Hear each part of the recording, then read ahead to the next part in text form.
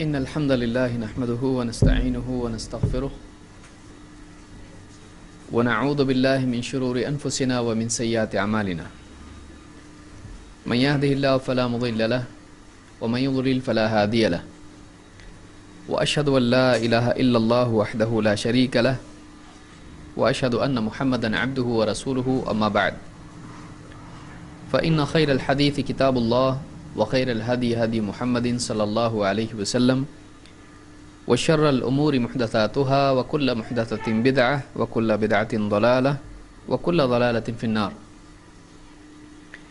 قال الله تبارك وتعالى قل هل ننبئكم بالأخسرين أعمالا الذين ضل سعيهم في الحياة الدنيا وهم يحسبون أنهم يحسنون صنعا. میرے دینی بھائیوں، اللہ رب العالمین نے انسان کو ایک بہت قیمتی زندگی دی ہے اور انسان کو بہت ساری صلاحیتیں دی ہیں. اس کو زندگی دی ہے، اس کو موقع دیا ہے تاکہ اس موقع کا وہ صحیح استعمال کر کے آخرت کی زندگی میں کامیاب ہو جائے. دنیا کی زندگی وقتی ہے، آخرت کی زندگی ہمیشہ باقی رہنے والی ہے. اس زندگی میں انسان کی دنیا کی زندگی کے مطابق اس کو اچھا یا برا بدلہ دیا جائے گا. ایک انسان اگر دنیا میں واقعی صحیح زندگی گزار کے جائے تو آخرت میں جانے کے بعد اس کو اس زندگی کی بنیاد پر، ایمان اور عمل کی بنیاد پر اللہ کی طرف سے بہت بڑا انعام دیا جائے گا. ہمیشہ ہمیشہ کی جنت اس کو ملے گی جس میں اس کی تمام چاہتیں پوری ہوں گی. لیکن اگر اس زندگی کا اس نے صحیح استعمال نہیں کیا، اگر اس زندگی میں وہ اپنی خواہشات کے پیچھے پڑا رہا، اپنی مرضی کو دین بنا کر اس پر چلتا رہا، تو زندگی بھی ختم ہو جائے گی اور موقع بھی ختم ہو جائے گا.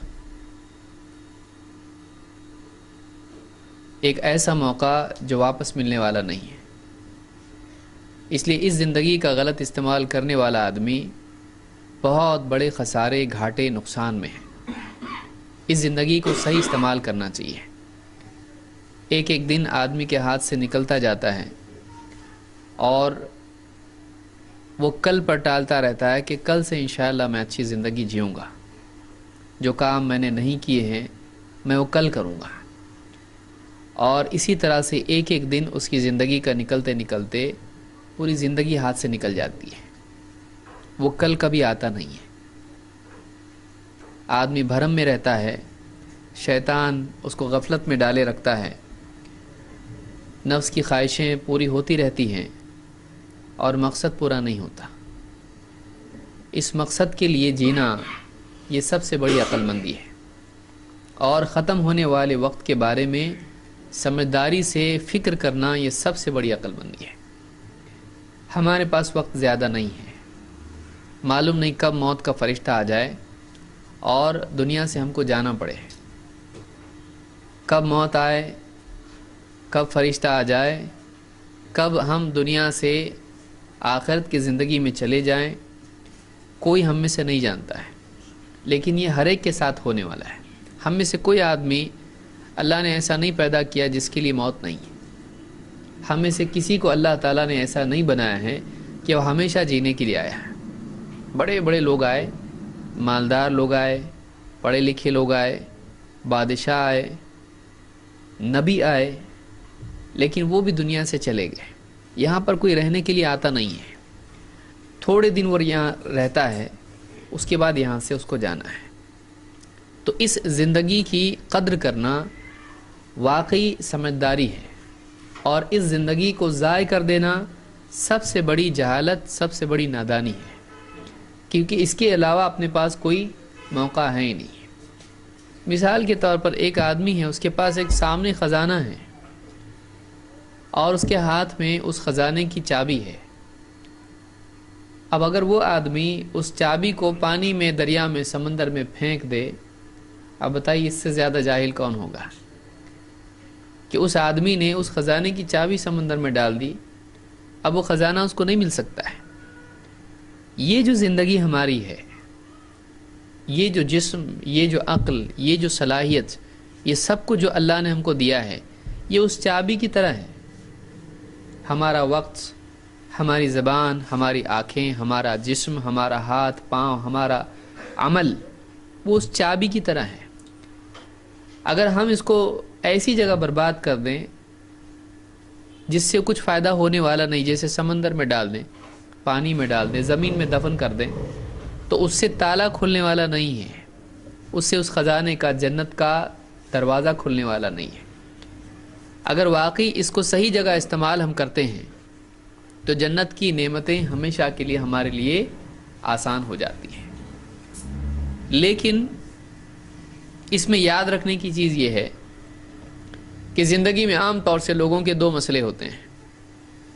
ایک تو یہ کہ جنت کی طلب کا وہ جذبہ نہیں ہوتا ہے جو ہونا چاہیے، اور بعض اوقات وہ جذبہ ہوتا ہے لیکن اس جذبے کے بعد جو آدمی عمل کرتا ہے وہ عمل صحیح نہیں ہوتا ہے۔ ایک آدمی، اس کے پاس چابی ہے اور وہ خزانے کا تالا کھولنے کے لیے تیار نہیں، بس بیٹھا ہوا ہے، کیا اس کو خزانہ ملے گا؟ نہیں، اس کو کچھ بھی ملنے والا نہیں ہے۔ اس کے پاس چابی ہے لیکن وہ اس تالے کو کھولنے کی محنت کرنے کے لیے تیار نہیں ہے۔ زیادہ کام کچھ ہے نہیں، بس تھوڑا سا کام ہے، لیکن وہ اتنا سست ہو چکا ہے کہ وہ اپنی جگہ پر بیٹھا اور چاہ رہا ہے کہ تالا اپنے آپ کھل جائے اور اس کی ساری نعمتیں اس کے سامنے آ جائیں، ساری خزانے کی چیزیں اس کے سامنے آ جائیں۔ یہ آدمی نادان ہے، چابی ہو کے بھی یہ فقیر کا فقیر بھکاری رہے گا، کچھ نہیں اس کے پاس، مانگنے سے کچھ ملتا نہیں ہے، اس کی کوشش کرنی پڑتی ہے۔ دوسرا وہ آدمی ہے جو اصل چابی چھوڑ کے دوسری چابیاں اس تالے کے ساتھ میں ٹرائی کرے، جو چابی اس کی ہے، وہ بولے ضروری تھوڑی وہی چابی، دوسری کوئی چابی استعمال کر رہا ہے اس کے لیے۔ وہ لوہے کی چابی کی بجائے کیا کر رہا ہے؟ سونے کی چابی استعمال کر رہا ہے، لیکن وہ چابی اس تالے کی ہے۔ اگر وہ چابی اس تالے کی ہوتی تو تالا کیا ہو جاتا؟ تھوڑا سا کام ہے، کھل جاتا، اور تالا کھل کے سارا خزانہ اس کا ہے۔ لیکن وہ کیا کر رہا ہے؟ وہ اس خزانے کی چابی چھوڑ کے، اس تالے کی چابی چھوڑ کے، اپنے دل سے جو چابی چاہتا ہے، اچھی بنایا اس نے سونے کی، بہت خوبصورت اچھی، اور وہ ٹرائی کر رہا ہے۔ چابی بھی خراب ہوگی، تالا بھی خراب ہوگا، اور خزانہ ملنے والا نہیں۔ وہ آدمی بھی محروم ہے، یہ آدمی بھی محروم ہے۔ وہ بھی فیل ہو گیا، اس کے پاس چابی ہو کے وہ فیل ہو گیا، اور یہ آدمی کوشش کر کے فیل ہو گیا۔ دیکھیے دو پرابلم ہیں۔ ایک آدمی وہ ہے جس کے پاس چابی ہے لیکن اس نے کیا نہیں کیا؟ کوشش نہیں کیا خزانہ پانے کے لیے، تو چابی ہو کے بھی وہ فیل ہو گیا۔ دوسرا آدمی وہ ہے کہ جس نے محنت کی لیکن غلط چابی استعمال کی، محنت کر کے یہ فیل ہو گیا۔ یہی حال ان دو لوگوں کا ہوتا ہے جو دنیا میں علم ان کے پاس ہوتا ہے، جنت کا راستہ ان کو معلوم ہوتا ہے، ان کے پاس وہ ساری باتیں ہوتی ہیں کہ وہ کیا کر کے جنتی بن جائیں، لیکن ان کا حال یہ ہے کہ چابی ہے لیکن جیب میں ہے، اور چاہ رہے ہیں کہ تالا اپنے آپ کھل جائے اور کوئی بلانے والا ان کو اندر بلائے۔ وہ اللہ سے امید کی بنیاد پر چاہتے ہیں کہ اللہ ہم کو جنت میں ڈال دے، وہ اس کے لیے عمل کرنے کے لیے تیار نہیں ہے۔ وہ جانتے ہیں کیا عمل ہے جنت میں لے جانے والا، لیکن عمل کرنے کے لیے تیار نہیں ہے۔ سستی سب سے بڑی بیماری اس دور کی سستی ہے، سب سے بڑی بیماری۔ آدمی گھر میں بیٹھا ہے، اذان ہو رہی ہے، جا سکتا ہے لیکن کیوں نہیں جا رہا؟ سستی۔ کچھ اس کی وجہ نہیں، بیمار ہے بھائی، ٹانگ ٹوٹی ہے، اور کیا مسئلہ ہے؟ کچھ بھی مسئلہ نہیں ہے، بس بیٹھا ہے ایسی کرسی پہ بیٹھا ہے، سستی۔ کتنے اعمال ایسے ہیں کر سکتا ہے، قرآن کی تلاوت کر سکتا ہے، نہیں کر رہا، کیوں؟ سستی۔ کل دیکھیں گے ٹالیں گے اس کو آگے. ذکر کر سکتا ہے بیٹھے بیٹھے اللہ کا, سبحان اللہ بول سکتا ہے, الحمدللہ بول سکتا ہے, سستی بعد میں دیکھیں گے, کل پہ ٹالنا, آگے ابھی نہیں, سستی. یہ بہت بڑا مسئلہ آج اس دور کا ہے, اور یہ آدمی کو, سستی چھوٹی چیز ہے, جہنمی بناتی ہے آدمی کو. کہ دھیرے دھیرے جب آدمی بے عملی کا عادی ہو جاتا ہے تو پھر عمل کرنا اس کے لیے بہت مشکل ہوتا ہے. پھر کوئی آ کے اگر ہاتھ پکڑ کے چل نماز کو, تو آدمی اتنا زیادہ عادی ہو چکا ہے بے عملی کا, بولتا تو چل میں آیا, جا تو میں آتا, نہیں جاتا ہے, وہ ادھر ہی بیٹھا رہے گا, وہ جا کے آ بھی جاتا. کئی کئی دن نمازیں, کئی کئی دن کے عبادات, کئی کئی دن کی تلاوتیں, ذکر اور کیا کچھ نہیں. پھر بے دینی میں اس کو لذت آنے لگتی ہے. سستی, جاننا لیکن نہیں کرنا, ایک مسئلہ یہ ہے. دوسرا مسئلہ کیا ہے؟ عمل کا جذبہ ہے, چاہتا ہے جنت میں جائے, کیا کروں بتاؤ, لیکن بجائے اس کے کہ واقعی کیا عمل جنت کی طرف لے جاتا ہے, اس کا علم سیکھنے کی بجائے وہ صبر نہیں اس میں کہ بھئی کون پڑھے گا اتنا, کون معلوم کرے گا, اس کی دلیل اس کی دلیل, کیا کرنا کیا نہیں کرنا, کون کرے گا اتنا. جو اس کے دل میں آتا ہے عمل شروع کر دیتا ہے. وہ بغیر تحقیق کے اپنے دل سے کچھ بھی عمل شروع کر دیتا ہے. لیکن جیسے میں نے بتایا کہ غلط چابی سے صحیح تالا کھلتا نہیں. تالا کھلنے کے لیے اسی کی چابی چاہیے. جنت کا تالا, جنت کا دروازہ, کوئی بھی چابی گھماؤ, سونے کی چابی لاؤ, کہیں کی بھی چابی لاؤ, کھلنے والا ہے وہ ایک ہی چابی سے کھلنے والا ہے, محمد الرسول اللہ صلی اللہ علیہ وسلم. اللہ کے نبی صلی اللہ علیہ وسلم فرماتے ہیں کہ میں جنت کے دروازے پر آؤں گا قیامت کے دن, اور میں دروازہ کھٹکھٹاؤں گا, کھولو. اندر سے جو اس کا دربان ہے, جو محافظ ہے اس دروازے کا جنت کے, اندر سے پوچھے گا کون ہے؟ اللہ کے نبی صلی اللہ علیہ وسلم جواب دیں گے محمد, اپنا نام بتائیں گے. وہ کہے گا ہاں مجھ کو یہی حکم ملا ہے کہ آپ سے پہلے کسی کے لیے دروازہ کھولنا نہیں ہے, آپ سے پہلے کسی کے لیے دروازہ کھولنا نہیں ہے. دروازہ جنت کا کھلے گا تو ایک نام سے کھلے گا, کیا نام ہے وہ؟ محمد صلی اللہ علیہ وسلم. اب ہم کسی اور باپ دادا سے کھولنا شروع کر دیں, اس کو پیر صاحب سے کھولنا شروع کر دیں, اس کو خواہشات سے کھولنا شروع کر دیں. میرا دل بولتا ہے کھل جا, وہ کھلنے والا ہے؟ اللہ کے لیے کھل جا, نہیں کھل سکتا. اس کے لیے ایک نام ہے محمد, اور اللہ نے وہی حکم دیا ہے, اللہ ہی کھولے گا, اور کون کھولے گا؟ اللہ کی مرضی کے بغیر کچھ ہوتا نہیں ہے. وہ داروغہ ہے وہاں پہ, محمد صلی اللہ علیہ وسلم خود بھی کھلوا رہے ہیں اس کو نہیں, آپ کا نام سن کے وہ کھولے گا, اللہ کے حکم سے کھولے گا.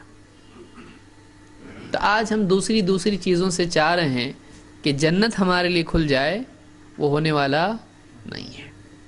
تو پہلا پرابلم یہ ہے کہ آدمی جانتا ہے لیکن کرتا نہیں ہے. دوسرا پرابلم یہ ہے کہ آدمی کرتا ہے عمل, لیکن وہ عمل نہیں کرتا ہے جس سے واقعی فائدہ ہوتا ہے. ایسا عمل اللہ کے نزدیک مقبول نہیں ہے. آپ ریلوے اسٹیشن پہ گئے, اب ٹرین آپ کی آئی نہیں, اب تک آپ کے بچے نے آپ کا ہاتھ کھینچ کے بولا ابو وزن کرنا ہے مجھ کو, اپنا وزن کرنا ہے, ٹھیک ہے چلو میں بھی کرتا ہوں. گئے آپ, مشین رکھی ہوئی سامنے, آپ کے گھر کی مشین ہے نہیں, بنانے والے نے اس کو بنایا ہے, آپ کی مشین نہیں ہو. کیا کرنا پڑتا ہے؟ وہاں پڑھا آپ نے, اس پہ لکھا ہوا ہے 1 روپے کا سکہ, 50 پیسے کے 2 سکے. جو کمپنی نے طے کیا ہے وہ بتا دیا بھائی یہ سکے ڈالو اور ٹھہرو, اس کے اوپر وزن آپ کا آ جائے گا. کچھ زیادہ کرنے کی ضرورت نہیں, خالی کیا کرو آپ 1 روپے کا سکہ ڈالو اس میں, کچھ کرنے کی ضرورت نہیں ہے. اب آپ بولے میرے پاس 1 روپے کا سکہ تو ہے نہیں, میرے پاس 10 روپے کی نوٹ ہے. 10 روپے گئے تو بھی چلتا, بچہ بہت ضد کر رہا میرا. 1 روپے کا سکہ نہیں ہے, 1 روپے چھوٹا ہے, 10 روپے بڑے ہیں. 10 روپے کی نوٹ آپ نے نکالی, لے لے گڈو کا وزن. آپ دیکھ رہے آ رہا نہیں, آ رہا نہیں, آ رہا نہیں, وزن کیوں نہیں آ رہا؟ جلدی آنا چاہیے. 1 روپے والوں کا آ جاتا. 10 روپے دیا ہو بھائی, اور پہلے آنا چاہیے, اور شکریہ بھی آنا چاہیے بھائی. 10 روپے دیا آپ نے, کچھ آ رہا ہے, مشین کی آواز بھی نہیں آ رہی, اندر کچھ پروسیس ہی نہیں ہو رہا ہے. ادھر ادھر آپ دیکھے آئے گا.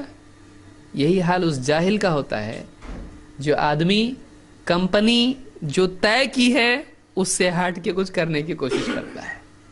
انسان کو پیدا کس نے کیا ہے؟ اللہ نے بنایا اس کو. جنت کس نے بنائی؟ اللہ نے بنائی. جنت میں جانے کے لیے جو سکہ چلنے والا ہے, آپ دوسرا کچھ بھی کرو, زیادہ کرو, زیادہ نہیں چاہیے, جو ہم بولے وہ چاہیے. آپ بتائیے 10 روپے بڑے ہیں کہ نہیں ہیں, اور 1 روپیہ چھوٹا ہے. 1 روپے سے آ رہا, 10 روپے سے کیوں نہیں آ رہا؟ آنا چاہیے کہ نہیں آنا چاہیے؟ آنا چاہیے نا. 10 روپے سے تو 10 بار آنا چاہیے. 10 2 3 4. مشین جس نے بنائی ہے اس نے ایسی بنائی ہے کہ اگر 1 روپے کا سکہ ڈالتا ہے تو ٹھیک, پھر کچھ بھی ڈالے یہ 1 روپیہ ہی ہے, اسی سے آنا چاہیے. دوسرا کچھ بھی ڈالتا ہے اس کو وزن دینے کا نہیں. اللہ کے نبی صلی اللہ علیہ وسلم نے جو عمل سکھایا ہے اس سے زیادہ آدمی اپنے دل سے کچھ کرے وہ اللہ کے ہاں مقبول نہیں ہے. مقبول وہی ہے جو اللہ کو پسند ہے. پھر چاہے اپنی طرف سے آدمی زیادہ کرے, اللہ کو پسند نہیں ہے. اللہ کو اس سے کم بھی نہیں چاہیے, اس سے زیادہ بھی نہیں چاہیے. جیسا بتایا ویسا ہی کرنا پڑے گا. جیسا بتایا ویسا کرنا پڑے گا. اپنے دل سے کچھ کر سکتے ہیں ہم لوگ؟ نہیں. اسی کا نام اسلام ہے. اسلام کیا ہے؟ اللہ کی مرضی کے تابع اپنی مرضی کرنا. اسلمہ کے معنی کیا ہے؟ تابع ہو جانا, فرما بردار ہو جانا. اذ قال له ربه اسلم قال اسلمت لرب العالمین. اللہ تعالیٰ فرماتا ہے میں ابراہیم علیہ السلام سے جب اللہ نے کہا اسلم, اسلم, اسلام کا لفظ اسی سے تو بنا ہے, اسلمہ, اسلم, اسلام لے آ, فرما بردار ہو جا. قال اسلمت لرب العالمین. ابراہیم علیہ السلام نے کہا ہاں میں رب العالمین کا فرما بردار ہو گیا, میں رب العالمین کا فرما بردار ہو گیا. وہ سارے عالمین کا رب ہے. سورج اس کی مرضی سے چل رہا ہے, چاند اس کی مرضی سے چل رہا ہے. سورج کبھی بولتا ہے 1 دن میں 2 بار آتا میں, چاند بولتا ہے 1 مہینے میں 2 بار آتا میں. نہیں, اس کی ترتیب ہے, اس کی ترتیب ہے. اللہ نے ہر ایک کے لیے قاعدہ قانون بنا کے رکھا ہے. پوری کائنات ویسی چل رہی ہے. آگ جلاتی ہے, پانی بجھاتا ہے, قاعدہ اللہ نے بنا کے رکھا ہے. اللہ نے جو قاعدہ بنایا ہے پوری کائنات اس سے ہٹ نہیں سکتی ہے, اس کی پابند ہے. ہم پابند بن جائیں یہ ہماری سعادت ہے. کائنات کا نظام صحیح کیوں چل رہا؟ صحیح چل رہا ہے اس وجہ سے کہ وہ تھوڑا بھی آگے پیچھے نہیں ہوتے ہیں. جیسا اللہ نے بتایا ہے ویسا ہی چلتے ہیں. جیسا اللہ نے بتایا ویسا چلتے ہیں. جو ترتیب اللہ نے رکھی ہے اس کی پابند پوری کائنات ہے. انسان سے کیا مطالبہ ہے؟ تو بھی ایسے ہی پابند ہو جا. جیسا سارے پابند ہیں تیرے سوا, تو بھی پابند ہو جائے. اپنی مرضی چھوڑ, اپنی مرضی چھوڑ, اللہ کی مرضی اختیار کر. اللہ کی مرضی کے تابع اپنی مرضی کو کر دے. بس اتنا ہی کرنے کی ضرورت ہے. میرا دل ہی چاہتا ہے میں یوں کروں گا, میرا ایسا ہے, میرا اللہ جو بتاتا وہ کر. اس وقت مجھ کو کیا کرنا چاہیے؟ اللہ کی مرضی دیکھ. اللہ تجھ سے کیا چاہتا ہے؟ اپنے سارے پلاننگ، اپنی ساری ترتیب، اپنی خواہشات، اپنی چاہتیں، اپنے ارمان سب ہٹا، اللہ کیا چاہتا پہلے دیکھیں. اس کا نام اسلام ہے، یہ اسلام ہے. لیکن آج مسلمان کا کیا حال ہے؟ وہ اپنی چاہتے پوری کرنے میں لگا ہوا ہے. مجھ کو ایسا کرنا ہے، مجھ کو یہ لینا ہے، مجھ کو توں کرنا ہے، جو کرنا ہے. زندگی نکل جاتی، کچھ ملتا نہیں. کتنے لوگ آئے کروڑپتی بننے کے لیے، آپ انٹرویو لو راستے میں کھڑے ہو کے، ہر ایک کی کتنے تمنا ہے. اور آپ جا کے دیکھو ڈیڈ ہاؤس میں، اس کے گھر والوں کو پوچھے اس کا کیا چاہیے، اس کو کیا چاہیے تھا، وہ لسٹ بتائیں گے. ایک اس کا یہ پروگرام تھا، اس سال میں یہ کرنا تھا، اس کا کیا تھا، اس کا بھی یہ تھا، اس کا. جتنے لوگ دفن ہو رہے ہیں سب کے پرابلم تھے، سب کے پلاننگ تھے، سب کی تمنائیں تھی، سب کی آرزویں تھی، سب کے بہت کام باقی تھے. گئے، کام بھی گئے، تمنائیں بھی گئی، چاہتے بھی گئی، پلاننگ بھی گئے، سب گئے. دنیا رکی کسی کے لیے؟ سورج رکا، چاند رکا، ہوا رکی، گھر والے رکے.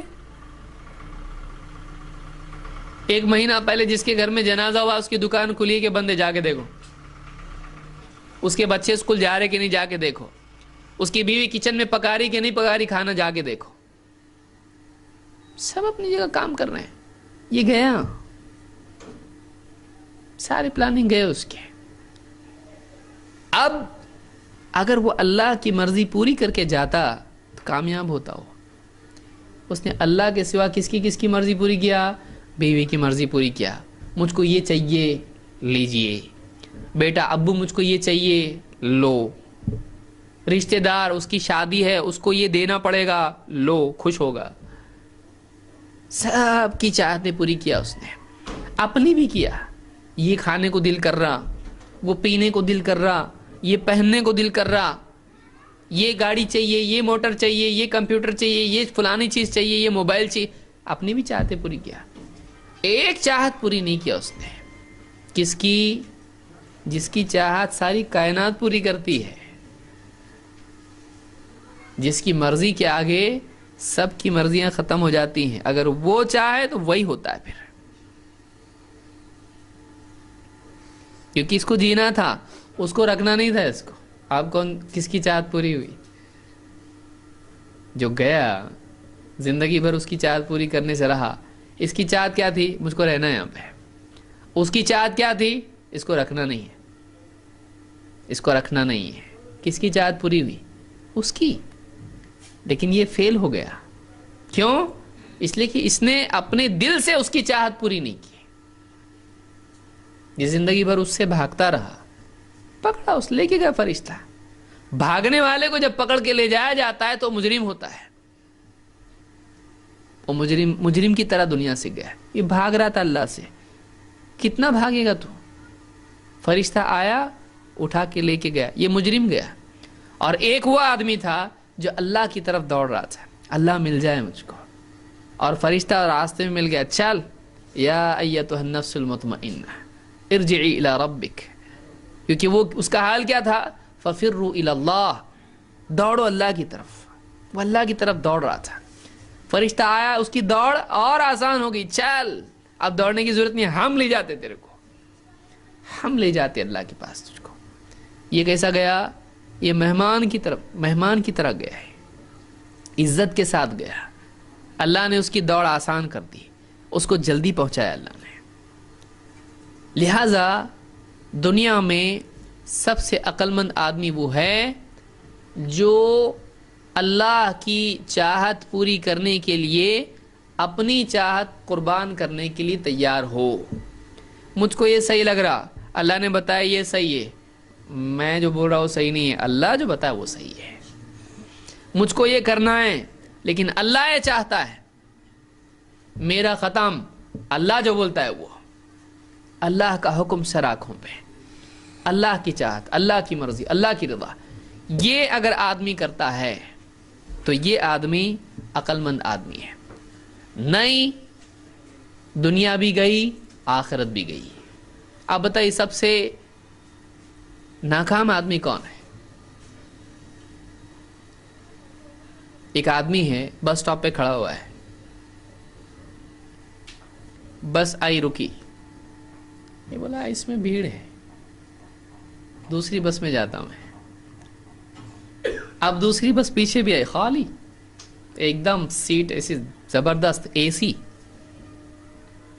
چڑھا بس میں, پوچھا کون کہاں جا رہی بس, کہاں جانا ہے, وہاں جانا ہے, وہاں نہیں جاتی, ارے نہیں جاتی, اترو. گئی ہے بس, وہ بس جاتی اور آخری بس ہے وہ, اس کے علاوہ نہیں, پیدل جانا پڑے گا, آخری بس ہے وہ. بھاگا, وہ بھی نکل گئی. بیوقوف ہے کہ نہیں, نادان, ناکام. یہ بھی گئی, اے سی بھی گیا اور نان اے سی بھی گیا. اب وہ دونوں چیزوں سے محروم ہو گیا, نہ یہ ملا نہ وہ ملا. تو ایک آدمی کی دنیا بھی چلی جائے اور آخرت بھی چلی جائے تو جانے والی, ختم ہونے والی, یہ بس چھوٹنے والی اپنی, بلکہ اس بس میں سے اتارنے والے اپنے کو. ہوا اترو, اب چلو فرشتہ آیا نیچے رکا, لے کے جا رہا تم کو, جاؤ, یہ اس گاڑی میں سے اترنا ہے ہم کو. دنیا میں کتنا چلائے گا گاڑی آدمی, اترنا ہے اس سے. لیکن وہ جنت والی گاڑی چھوڑ گئی, فیل ہو گیا. یہ وہ ایک ہی گاڑی ہے, وہ چھوڑ گئی تو تقدیر, اس کی قسمت لٹ گئی بولتے ہیں نا, برباد ہو گیا وہ. اور اللہ نے ایسے ہی لوگوں کا حال قرآن کریم کی اس آیت میں بیان کیا ہے جو میں نے شروع میں بیان کی. اللہ تعالیٰ فرماتا ہے, قل, اے نبی آپ بتاؤ لوگوں کو, هل ننبئکم بالاخسرین اعمالا, کیا ہم تم کو بتائیں کہ اعمال کے اعتبار سے سب سے زیادہ گھاٹے میں کون ہے.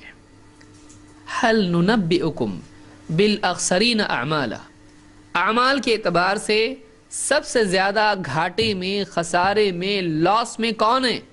عمل کر کے بھی لاس میں کون ہے, بھاگ کے بھی نہیں, جو جن کو بس نہیں مل رہی, جو دوڑ کے بھی منزل تک نہیں پہنچ پا رہے ہیں, کر کے بھی نہیں مل رہا ان کو. کون ہے جن کو کھیتی کر کے بھی کچھ نہیں, سب برباد. بالاخسرین اعمالا, اعمال کے اعتبار سے عمل کر کے بھی سب سے زیادہ گھاٹے میں کون ہے. اللہ نے خود جواب دیا, الذین ضل سعیہم فی الحیاۃ الدنیا وہم یحسبون انہم یحسنون صنعا. یہ وہ لوگ ہیں کہ جن کی دنیا کی ساری کوششیں جو دنیا میں انہوں نے کی تھیں سب برباد ہو گئی ہیں. بہت کوشش کی انہوں نے, بہت اعمال کیے انہوں نے, لیکن سارے اعمال کیا ہو گئے, ضل. ضل عربی زبان میں کیسے کہتے ہیں, جیسے ایک آدمی ہے, اس کے پاس دودھ ہے, اس نے دودھ ریگستان میں کھڑا ہوا ہے, ریتی پہ ڈالا, وہ واپس لے سکتا ہے؟ فرش پہ گرا ہوا کم سے کم کچھ تو کرے گا وہ. ریت میں, ریت پہ اس نے ڈالا. عربی زبان میں ضل اللبن کہتے ہیں کہ دودھ ضائع ہو گیا. ضل لفظ استعمال ہوتا ہے, کیسے, ریت کے اوپر ڈال دیا تو کہاں چلا گیا, وہ لے سکتا واپس اس کو نہیں. جن کی دنیا کی کوششیں رائگاں چلی گئی, برباد ہو گئی, ویسے ہی جیسے پانی اور دودھ ریت پر ڈال دیا جائے تو کیا ہو جاتا ہے, ختم, گیا ہو, واپس لے بھی نہیں سکتا اس کو. وَهُمْ يَحْسَبُونَ أَنَّهُمْ يُحْسِنُونَ صُنْعًا, اور وہ اسی بھرم میں پڑے رہے, گمان میں پڑے رہے کہ ہم کچھ اچھا کر رہے ہیں, ہم کچھ اچھا کر رہے ہیں. یعنی ایک آدمی, یہاں پر اللہ نے ایک بات بتائی کہ سب سے زیادہ لاس میں کون آدمی ہے. وہ آدمی جو کچھ کر رہا ہے, لیکن جو کچھ وہ کر رہا ہے وہ سمجھ رہا ہے کہ اچھا ہے, لیکن وہ اچھا نہیں ہے, وہ فیل ہونے والا ہے. وہ فیل ہونے والا ہے کہ ایک آدمی ایک عمل کر رہا ہے اور یہ سمجھتا ہے کہ اس کا انجام اچھا ہے, لیکن اس کا انجام اچھا نہیں ہے. تو ایسا آدمی کوشش تو کر رہا ہے, لیکن ایسا آدمی کوشش اپنی ہلاکت کی کر رہا ہے, اس کی کوشش ضائع ہونے والی ہے. اب بتائیے, ایک آدمی کر کے بھی فیل ہو کہ وہ دوڑ رہا ہے اور یہ سمجھ رہا ہے کہ میں یہاں دوڑوں گا تو بچ جاؤں گا. بھئی آگ لگی ہے, आँख से दौड़ रहा है, चलो ठीक है, कहाँ दौड़ रहा है, फलाने घर में चला जाऊंगा। उसको ये मालूम नहीं है कि यहाँ से दौड़ के उस घर में जब जाएगा तो छत के साथ पूरी दीवार और सब गिरने वाला है उसके ऊपर। तो ये आदमी भाग रहा है तो किस तरफ भाग रहा है? ये अपनी हलाकत, अपनी मौत की तरफ भाग रहा है। उसका कोशिश करना उसकी हलाकत के लिए है। आपने देखा होगा सैलाब आता है, जलजले आते हैं, सैलाब में क्या करते लोग, फुला जगह से ये घर से निकल के भागते, उधर भागते, फुला बिल्डिंग पे जाते, लेकिन वो बिल्डिंग भी बैठ जाती, पानी में बह के निकल जाते।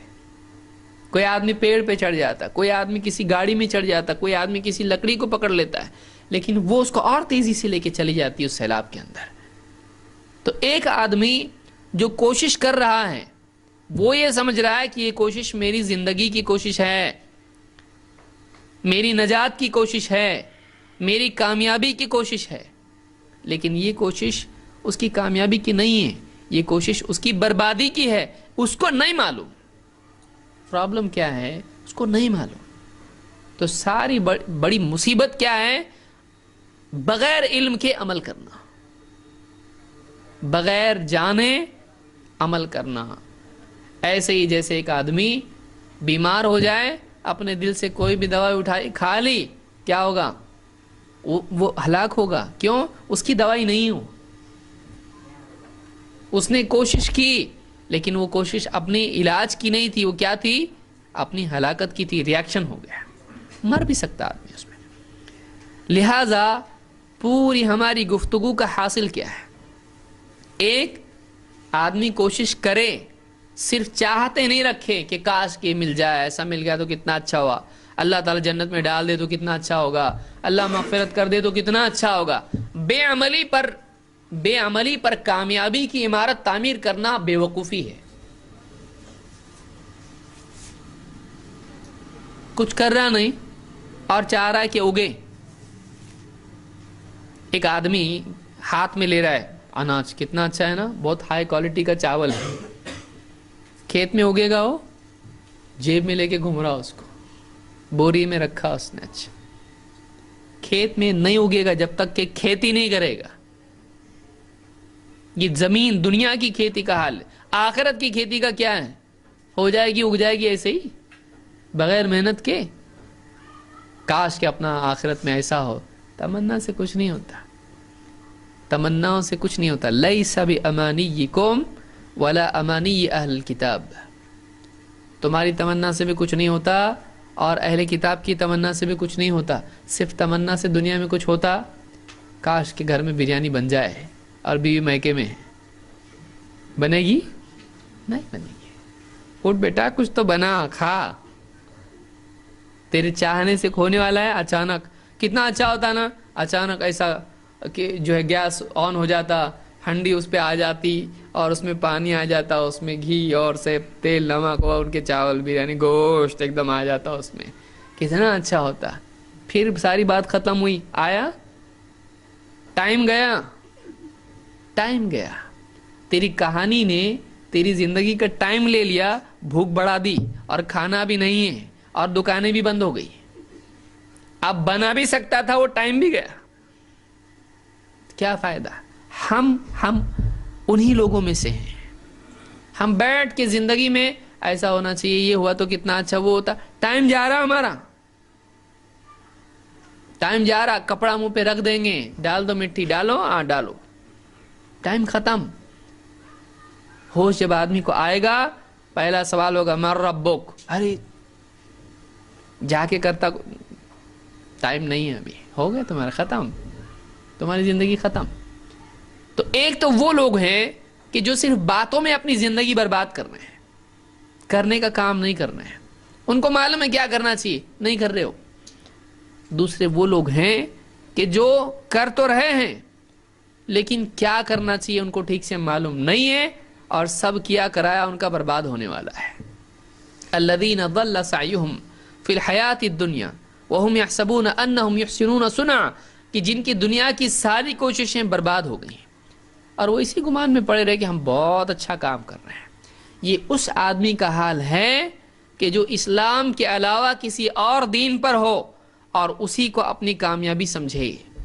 یہ اس آدمی کا حال ہے کہ جو اسلام میں ہے لیکن نبی کریم صلی اللہ علیہ وسلم کی سنت چھوڑ کے کسی اور طریقے پر چل کر چاہ رہا ہے کہ جنت میں جائے.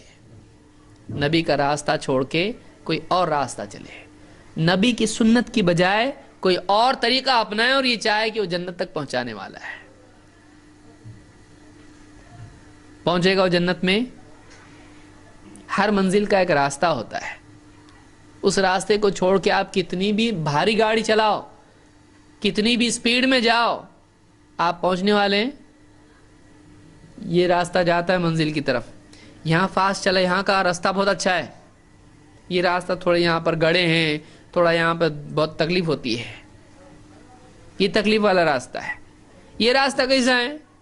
یہ راستہ بہت اچھا ہے, ہائی وے, یہ ایکسپریس ہائی وے ہے. اچھا, تو یہاں جانے سے پہنچے گا؟ بولے چلو یہ راستہ اچھا نہیں, یہاں جائیں گے ذرا اچھے سے, اسپیڈ میں جلدی پہنچیں گے. ارے کہاں پہنچیں گے؟ منزل پہ نہیں پہنچیں گے, کہیں اور پہنچ جائیں گے. تم کو اسی راستے پہ چلنا پڑے گا, یہی سے منزل آتی ہے. جنت کے لیے جنت کے راستے پہ چلنا پڑے گا, کسی اور راستے پہ چل کے جنت میں نہیں جا سکتے. اور وہ راستہ کون سا ہے؟ محمد رسول اللہ صلی اللہ علیہ وسلم کا بتایا ہوا راستہ ہے. سنت کا نتیجہ جنت. جنت میں جانا ہے تو آدمی کو سنت والا راستہ اپنانا پڑے گا کہ اللہ کے نبی صلی اللہ علیہ وسلم نے جو سکھایا اس کا پابند بن جائے. اللہ کے نبی صلی اللہ علیہ وسلم کی سنتیں ایک ایک کر کے زندگی میں لاتا چلا جائے. کچھ بھی عمل کرنا چاہتا ہے, کیا کرنا ہے؟ اللہ کو راضی کرنا ہے. اچھا, اللہ کو راضی کرنا ہے, اللہ کو خوش کرنا ہے. اللہ ایک ہی چیز سے خوش ہوتا ہے, وہ اللہ کے نبی صلی اللہ علیہ وسلم کا طریقہ ہے. اور قرآن میں اللہ نے اس کو بیان کیا ہے. اللہ نے قرآن کریم میں فرمایا, قل ان کنتم تحبون اللہ فاتبعونی یحببکم اللہ. اے نبی آپ کہو کہ اگر تم اللہ سے محبت کرتے ہو تو میری اتباع کرو, میری پیروی کرو, میرے پیچھے چلو. اللہ بھی تم سے محبت کرے گا. تو اللہ محبت کرے گا نبی کی اتباع پر اور کسی چیز پر نہیں. اللہ کو دوسرا پسند ہی نہیں کچھ. اللہ کو اگر پسند ہے تو محمد عربی صلی اللہ علیہ وسلم کا طریقہ پسند ہے. پھر کوئی آدمی یہ کرتا ہے, مجھ کو یہ اچھا لگتا ہے, میرے باپ دادا یہ کرتے تھے, لوگ ایسا کرتے ہیں, سماج ایسا کرتا ہے, فلانی چیز بہت اچھی, اس میں فائدہ زیادہ ہے, اس میں غلط کیا ہے, اس میں برا کیا ہے. کچھ بھی کر, ایک چیز کرے گا تو ہی اللہ خوش ہوگا, وہ کیا ہے؟ سنت.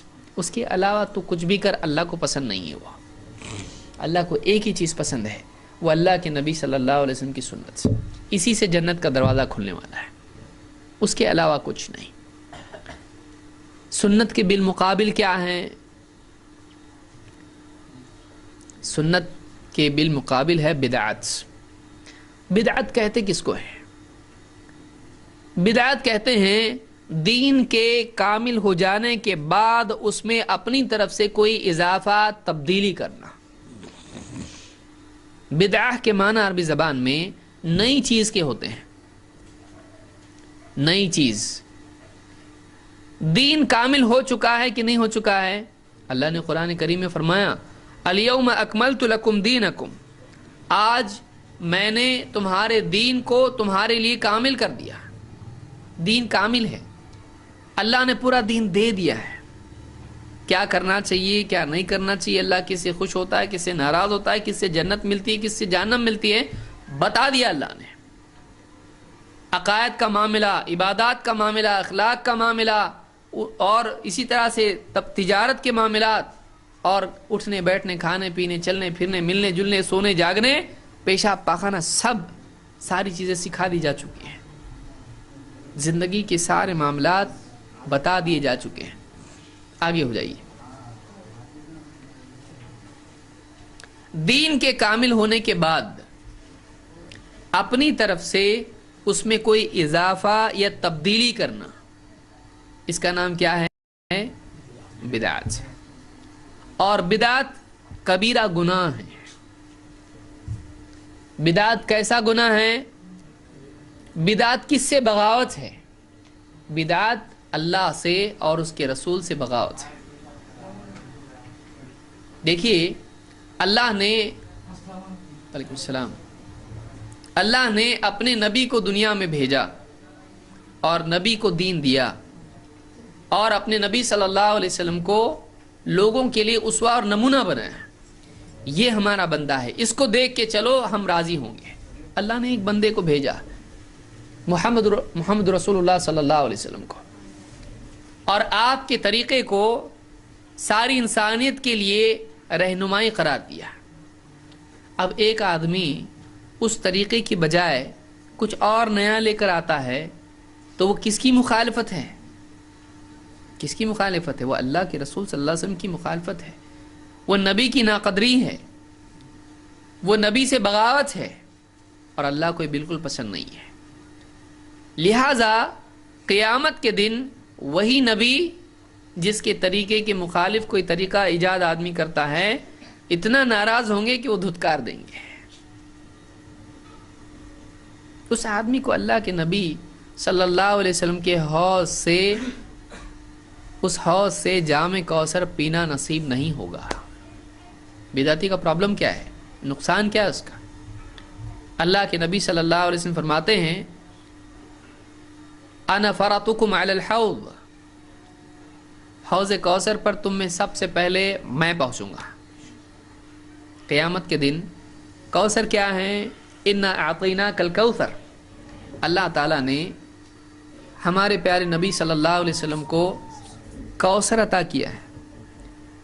कौसर क्या है? आपने फरमाया ये एक नहर है जो जन्नत में है, जिसके किनारे खैमे लगे हुए हैं और प्याले हैं, प्याले रखे हुए हैं हौज़ पर।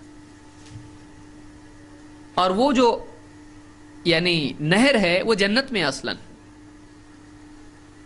और उसका पानी निहायत ही लजीज, मीठा, लजीज, ठंडा, एकदम फरहत देने वाला है। ऐसा पानी है कि एक बार पीने के बाद कभी आदमी को प्यास नहीं लगेगी। अब बताइए वो कैसा पानी होगा? प्यास नहीं लगेगी, उसकी प्यास हमेशा के लिए ख़त्म, कभी वो प्यासा नहीं होगा। और वो जो नहर है, उस नहर का ताल्लुक़ होगा क़यामत के दिन उस हौज़ से जो अल्लाह के नबी सल्लल्लाहु अलैहि वसल्लम के यहाँ होगा, जिस पर आप सबसे पहले पहुँचेंगे। हशर का मैदान है, सूरज बिल्कुल करीब आ चुका है और एकदम परेशानी के हालात हैं, और अब लोगों का जन्नत जहन्नम का फ़ैसला होने वाला है और बिल्कुल घबराहट का माहौल है, और अल्लाह के नबी सल्लल्लाहु अलैहि वसल्लम वहाँ हौज़ कौसर पर मौजूद हैं। वह हौज़ ऐसा है कि बिल्कुल चौकोर है, बहुत दूर तक है, वो बहुत बड़ा है वो, और उसके जो मुंडेर है, उसकी जो हौज़ का होता है इस तरह से, जिस पर लोग बैठते भी हैं पानी लेने के लिए, उस पर प्याले रखे हुए। कितने प्याले हैं? आप फरमाते हैं कि आसमान में जितने सितारे हैं उतने प्याले हैं उसके ऊपर। इसकी ज़्यादा तफसील में मैं नहीं जाऊंगा क्योंकि हमारा असल मौजू नहीं ही है, और बहुत लजीज पानी है। आप फरमाते हैं कि मन वरदहु शरिबा मिन्हु, जिस आदमी को उस हौज़ पर आने का मौका मिलेगा उसको उस हौज़ से पीना भी नसीब होगा, वो पानी पिएगा आदमी।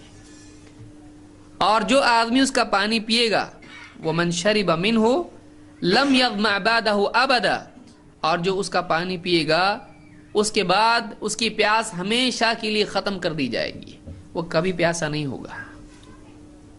उसका असर होगा, पिएगा, प्यास हमेशा के लिए ख़त्म, एकदम उसको अच्छा लगेगा।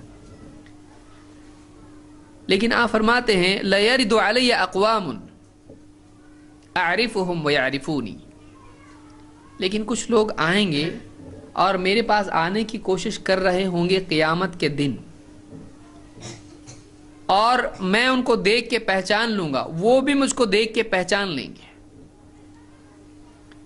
सुम्मा युहालु बैनी व बैनहुम, लेकिन फिर मेरे और उनके बीच में रुकावट पैदा कर दी जाएगी, उनको रोक दिया जाएगा, आने नहीं दिया जाएगा मुझ तक।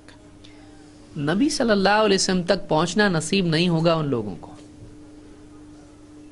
نبی کے پاس جانا چاہ رہے ہیں. آپ بتائیے آج اگر کسی کو موقع ملتا اگر اللہ کے نبی صلی اللہ علیہ وسلم سے ملنے کے لیے, تو کیا وہ پیچھے رہتا؟ کوئی مسلمان اس سے امید ہو سکتی ہے؟ حشر کا میدان سامنے نبی دکھائی دے رہے ہیں, اللہ کے نبی صلی اللہ علیہ وسلم سامنے دکھ رہے ہیں, ہمارے نبی ہیں, اور وہ آنے کی کوشش کرے گا کیونکہ پیاس بھی اتنی زیادہ ہوگی. قیامت کا دن ہے, اتنی, آپ بتائیے دھوپ میں آدمی کھڑا ہے, ایسی دھوپ جس میں کوئی سایہ نہیں. کوئی سایہ ہوگا قیامت کے دن؟ کوئی سایہ نہیں, سوائے عرش کے سایہ کے کوئی سایہ نہیں ہوگا. پیاس سے پریشان مخلوق, وہ حوض پر آنے کی کوشش کریں گے, نبی کے پاس آنے کی کوشش کریں گے, اللہ کے نبی صلی اللہ علیہ وسلم سے ملنے کی کوشش کریں گے. آپ فرماتے ہیں ثم یحال بینی و بینہم, میرے ان کے بیچ میں رکاوٹ پیدا ہو جائے گی, ان کو آنے نہیں دیا جائے گا, فرشتے ان کو روکیں گے. فاقول انہم منی, میں فرشتوں سے کہوں گا کیوں روکتے ہیں ان کو, وہ تو میرے آدمی ہیں, میرے لوگ ہیں, میرے امتی ہیں, آنے دو ان کو, میرے ہیں وہ, دوسرے پرائے نہیں ہیں, وہ میرے ہیں. لیکن فرشتے کیا کہیں گے؟ فرشتے کہیں گے نہیں, انک لا تدری ما بدلوا بعدک, اے نبی آپ کو معلوم نہیں آپ کے بعد انہوں نے دین میں کیا کیا تبدیلیاں کر دی, آپ کو نہیں معلوم. انہوں نے دین میں چینجز کر دیے, آپ دین چھوڑ کے گئے تھے, انہوں نے آنے کے بعد اس دین میں چینج کر دیا, اپنے دل سے کچھ بھی داخل کر دیا دین کے اندر. انک لا تدری ما احدثوا بعدک, آپ کو نہیں معلوم انہوں نے دین میں کیا کیا بدعتیں نکال لی. اب آپ بتائیے فرشتوں کا جو جواب ہوگا, اللہ کے نبی صلی اللہ علیہ وسلم فرشتوں کے روکنے پہ ان کو کہہ رہے تھے آنے دو ان کو, میرے امتی ہیں, میرے لوگ ہیں یہ.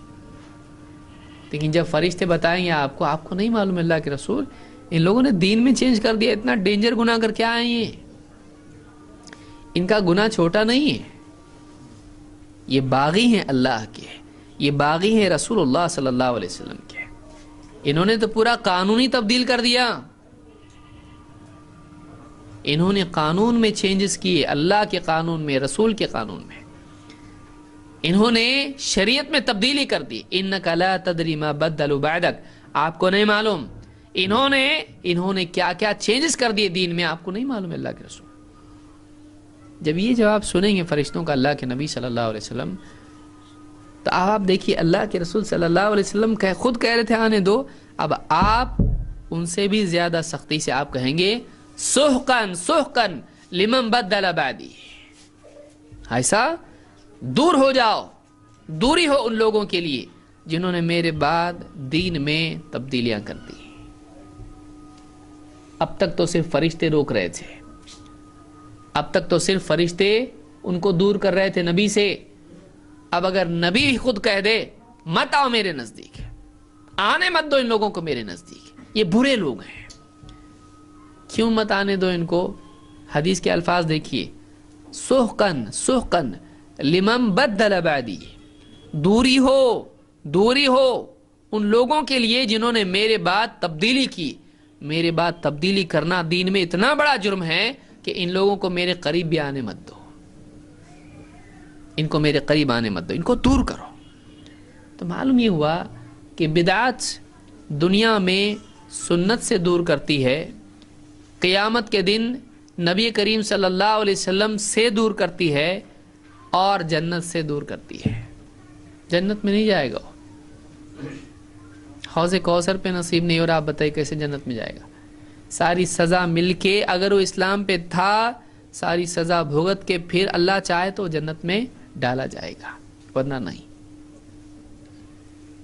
لہذا بدعت چھوٹی چیز نہیں ہے, بدعت چھوٹی چیز نہیں ہے. ایک آدمی ہے, وہ چوری کرتا ہے, دھوکہ دیتا ہے, گناہ ہے, گورنمنٹ اس کو, حکومت اس کو, بادشاہ اس کو سزا دیتا ہے, چوری کیا اس کی سزا ہے, یہ اس کی سزا ہے. اب وہ آدمی اپنی طرف سے نقلی نوٹ چھاپتا ہے اور یہ بولتا ہے کہ یہ حکومت کی طرف سے ہے۔ آپ بتائیے زیادہ سخت ناراض حکومت کس سے ہوتی ہے؟ چوری کرنے والے بہت سارے لوگ چوری کرتے ہیں، لیکن اس آدمی کا گناہ زیادہ بڑا مانا جاتا ہے۔ کیوں؟ اس لیے کہ اس نے گورنمنٹ سے فراڈ کی کوشش کی ہے، اس نے عام لوگوں سے نہیں، اس نے حکومت سے، بادشاہ سے جھوٹا سکہ یہ چلا رہا ہے، جھوٹی نوٹ یہ چلا رہا ہے۔ یہ آدمی زیادہ خطرناک مجرم ہے، یہ آدمی باغی مانا جاتا ہے گورنمنٹ کا۔ آپ بتائیے کوئی آدمی کسی سے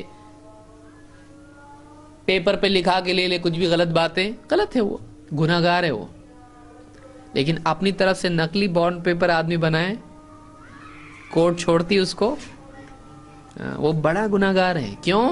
اس نے تو چیٹنگ پبلک سے نہیں کیا، اس نے چیٹنگ گورنمنٹ سے کیا، اس نے بغاوت کیا ہے۔ یہ لوگوں کا مجرم نہیں ہے، یہ حکومت کا مجرم ہے۔ جو آدمی شراب پی رہا ہے، چوری کر رہا ہے، جوا کھیل رہا ہے، یہ گناہ گار ہے، برا ہے یہ۔ لیکن اس سے بڑا گناہ گار وہ ہے جو اللہ کے دین کو چینج کر دے رہا، جو اللہ کے دین کو چینج کر رہا۔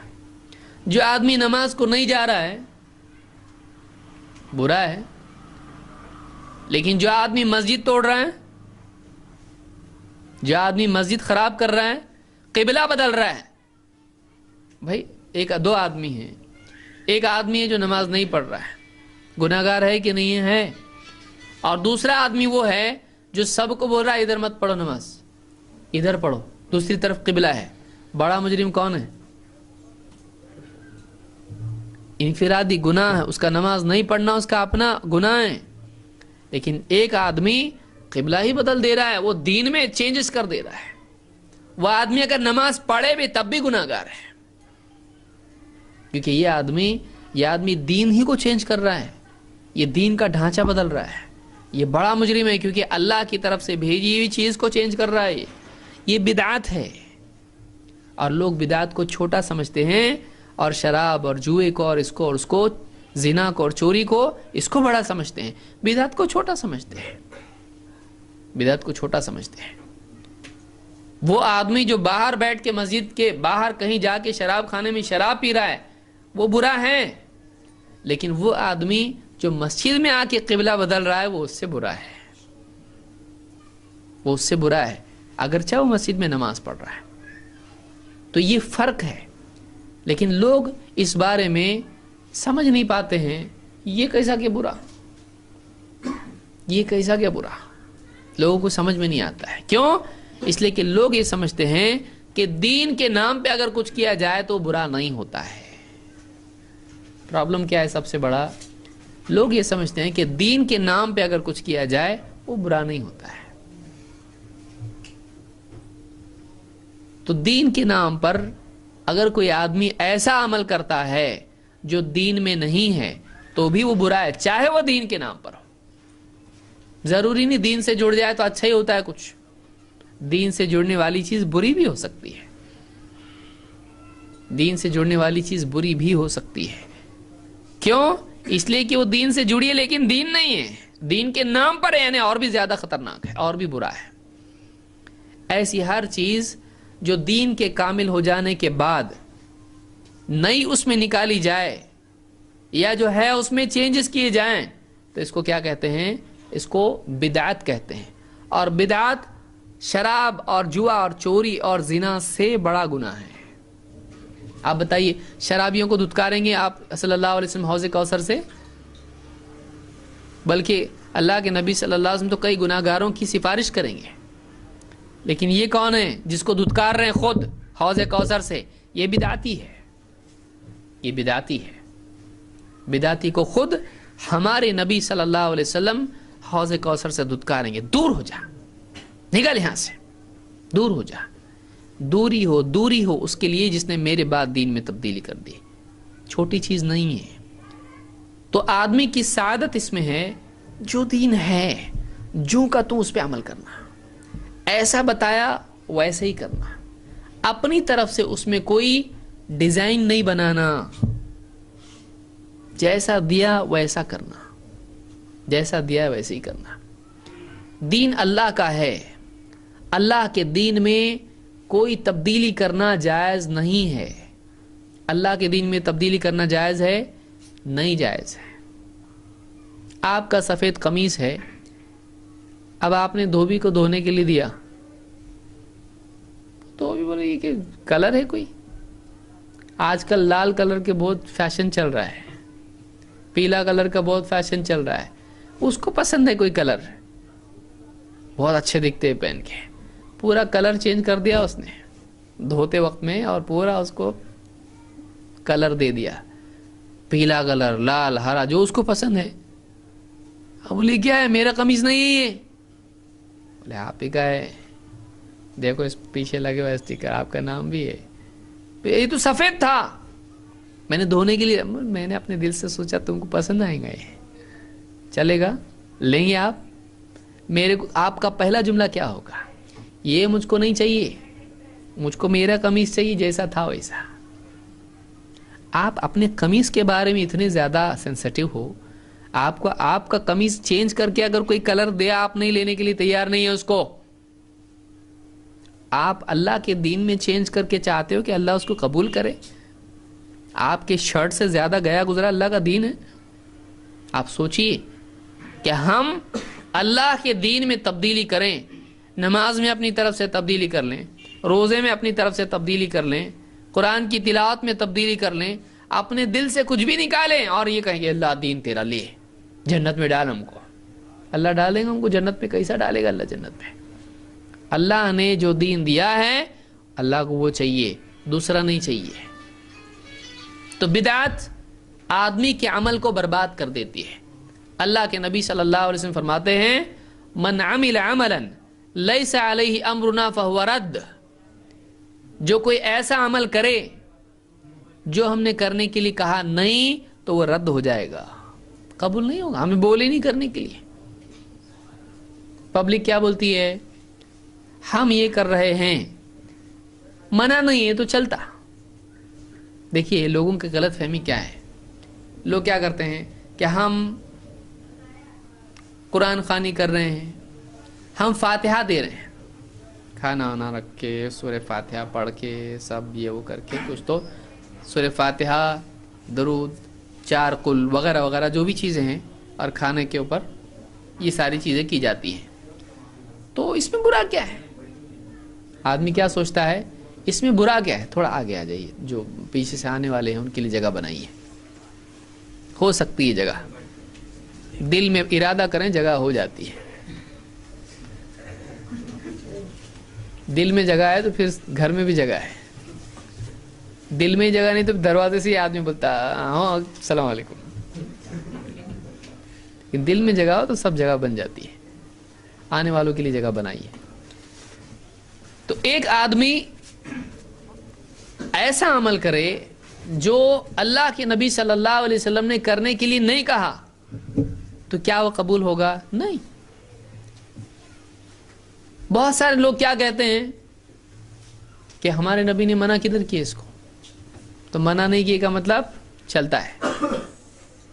وہ الٹا ہم سے پوچھتے ہیں کہ آپ بتاؤ فاتحہ منع کدھر ہے؟ منع نہیں ہے نا، چلتا۔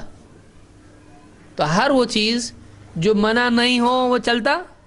اگر یہ قاعدہ ہم بنا لیں تو آپ بتائیے کتنے لوگ کتنی ساری چیزیں نکال لیں گے۔ مثال کے طور پر کوئی آدمی کل کو براؤن شوگر، آپ جانتے ہیں گرد، اتنے بولے والے تو نہیں، سب کو معلوم ہوگا، نشے کی انجیکشن لگاتے ہیں لوگ، اور اسی طرح سے بہت ساری چیزیں کھاتے ہیں اور ایک دم وہ اپنی دنیا، دوسری دنیا میں چلے جاتے ہیں وہ لوگ۔ کیا قرآن و حدیث میں ہے کہ یہ منع ہے؟ نام لے کے ہے براؤن شوگر ہے، ایسا نہیں ہے۔ کوئی آدمی بولے دیکھو یہ بیئر ہے، یہ بیئر ہے، اچھا تو بولے پینا منع ہے بھائی، یہ بتاؤ ہم کو، قرآن میں بتاؤ، حدیث میں بتاؤ ہم کو۔ قرآن میں ہے بیئر منع، حدیث میں بیئر منع اور اس کے پورے نام میں گنا سکتا ہوں، یہ سب منع ہے. تو کوئی آدمی نے کہا بھائی ایسا نام لے کے تو نہیں کہ یہ منع ہے، قاعدہ ہم کو بتایا گیا ہے. کیا قاعدہ ہے؟ اللہ کے نبی صلی اللہ علیہ وسلم نے قاعدہ فرمایا کہ کل مسکر خمر و کل خمر حرام، ہر نشے والی چیز خمر ہے اور ہر خمر حرام ہے. تو قاعدہ کیا ہے؟ ہر نشے والی چیز. اب اس کا نام بتانے کی ضرورت ہے؟ نام بتانے کی ضرورت نہیں ہے، اس کا قاعدہ بتا دیا. اس قاعدے میں اگر کوئی چیز فٹ بیٹھتی ہے تو کیا ہو جائے گی؟ وہ یہاں قاعدہ کیا بتا دیا اللہ کے نبی صلی اللہ علیہ وسلم نے؟ جو کام ہم نے کرنے کے لیے نہیں کہا وہ اگر کوئی آدمی کرتا ہے دین کے نام پر، وہ قبول ہوگا؟ تو اب قاعدہ کیا ہوا کہ جس کا حکم نہیں ہے وہ قبول نہیں ہوگا. اب اگر ہم کوئی آدمی فاتحہ دے رہا ہے وہاں پہ، ہم اس کو پوچھیں گے، اب فیصلہ کرنا یہ صحیح ہے کہ غلط ہے. ہم اس سے پوچھیں گے اللہ کے نبی صلی اللہ علیہ وسلم نے ایسا کرنے بولے؟ اب وہ بول سکتا ہے منع کدھر ہے؟ نہیں، اس کو بتانا پڑے گا. قاعدہ یہ ہے اگر کرنے کو کہا ہے تو قبول، نہیں کہا ہے تو قبول نہیں، کیونکہ نبی نے قاعدہ دیا ہم کو. یہ دیکھیے، یہ بہت بڑی غلط فہمی ہے، اس کو سمجھ لیجیے، اچھی طرح سے سمجھ لیجیے. اس بات کو کیسے سمجھانا چاہیے آپ کو.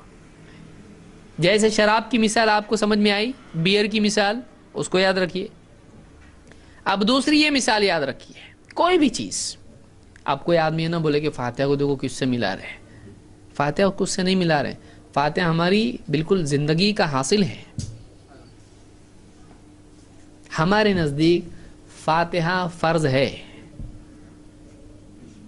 بولیں گے کیا ان کو کیا ہوا؟ فاتحہ ہمارے نزدیک فرض ہے، لیکن کہاں؟ اب ایک آدمی مثال کے طور پر اتحیات میں بیٹھا، فاتحہ کتنی بڑی چیز ہے، اتحیات کی بجائے سورہ فاتحہ پڑھے تو نماز ہوں گی؟ ارے نماز فاتحہ سے نماز نہیں ہوتی. آپ سمجھانے کے لیے کسی کو آپ بولو کہ ایک بات یہ بتاؤ، دو چیز لوگ بولتے نا، مرگ مردود نہ فاتحہ نہ درود.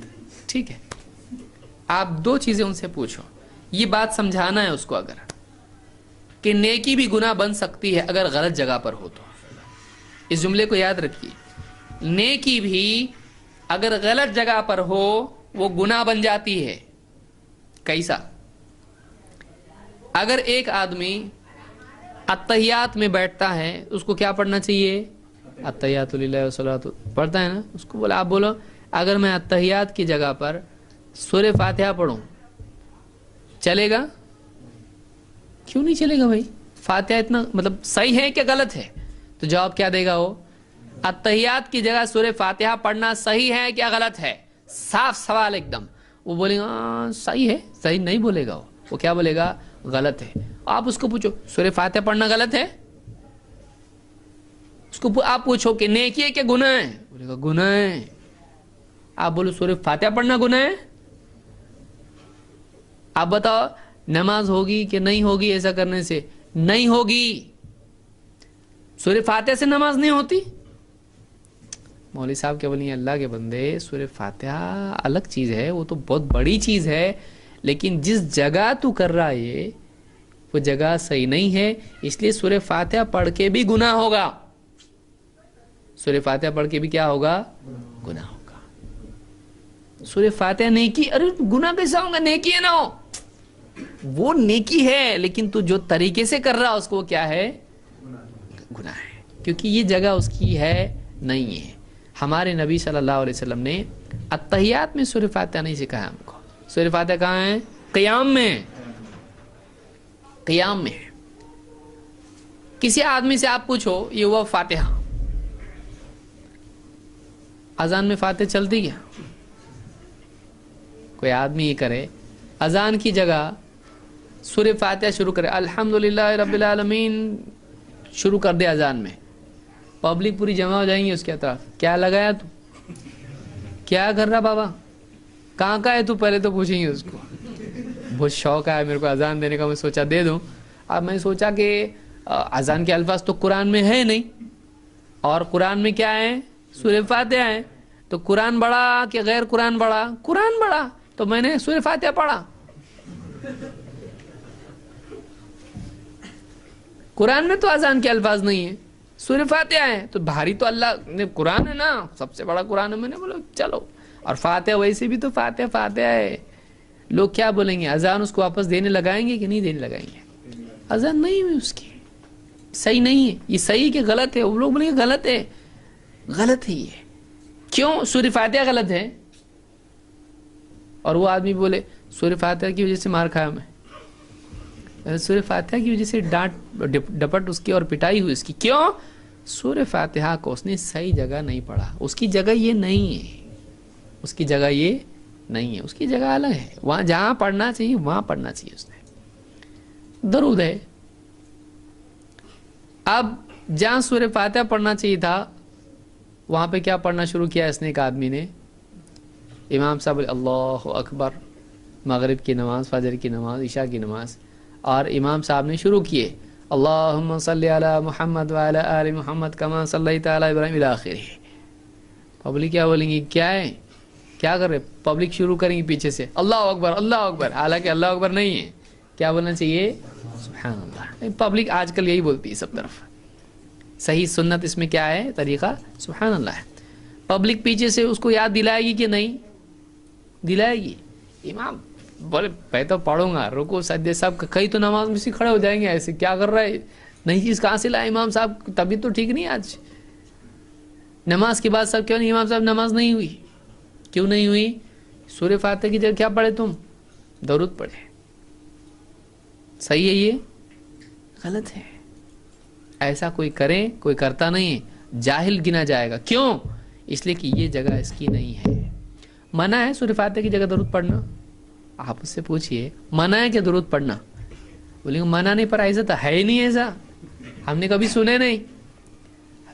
کتنے بڈھے لوگوں کو پکڑ کے لائیں گے جو نماز کو نہیں آتے، چاچا کبھی تم نے دیکھے کیا ایسا؟ ارے میں کبھی دیکھا نہیں، میری عمر 100 سال کی ہوئی، 100 سال میں کبھی دیکھا نہیں۔ کہاں سے لائے امام کو؟ نکالو اس کو۔ کیوں نکالو اس کو؟ کیا گناہ ہے بیچارے کا؟ اس نے درود پڑھا کر کے نکالے اس کو۔ درود پڑھنا گناہ ہے؟ درود پڑھنا گناہ نہیں ہے، سورہ فاتحہ کی جگہ درود پڑھنا گناہ ہے۔ ٹھیک ہے میں سورہ فاتحہ اس کے بعد پڑھتا، پہلے درود پڑھتا زور سے، چلیں گا؟ وہ بھی نہیں چلیں گا۔ اب تو پڑھ رہا ہے نا سورہ فاتحہ برابر، اس کے پہلے زور سے درود پڑھ رہا، نہیں چلتا۔ درود کی جگہ تحیات ہے، یہ نہیں ہے۔ کتنا آسانی سے سمجھ میں آتا، باقی جگہ کیوں نہیں آتا؟ بلکہ آپ دیکھیے بہت سارے ہمارے حنفی بھائی، ان کو علماء کی طرف سے فتویٰ کیا ہے؟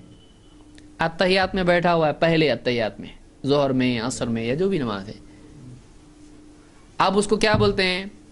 پہلے اتحیات میں جو 2 رکعتوں کے بعد ہوتا ہے، شروع میں کیا پڑھتا ہو؟